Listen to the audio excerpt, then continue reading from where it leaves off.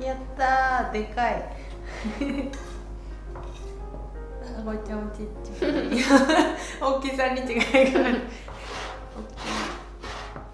やった、めっちゃいい匂い、チョコの。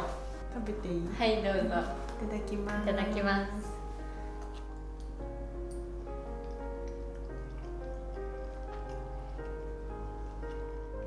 うわ、めっちゃ濃厚。なんかちょっと生チョコとガトーショコラの間ぐらいの濃厚さだね、すごい。どうしてこれ作ろうと思ったの？これもうすぐバレンタインあるじゃないですか。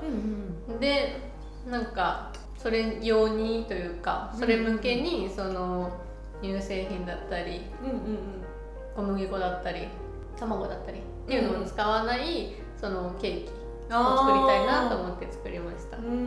いいね。これでも本当バレンタインでこれもらっても本当にさ、すごい満足度が高いからいいかも。友達との交換のやつでもいいよね。友達用に切ってカットして渡してあげるとかね、喜んでもらえそう。いいな、これもらいたい美味しい。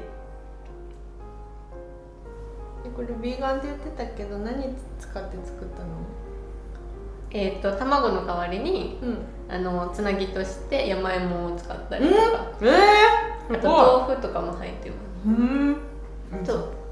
小麦粉の代わりに米粉を使ったりとか、あとバターの代わりに米油使ったり。全然わからん、山芋とか全然わかんないね。すんごい濃厚、美味しいガトーショコラって感じ。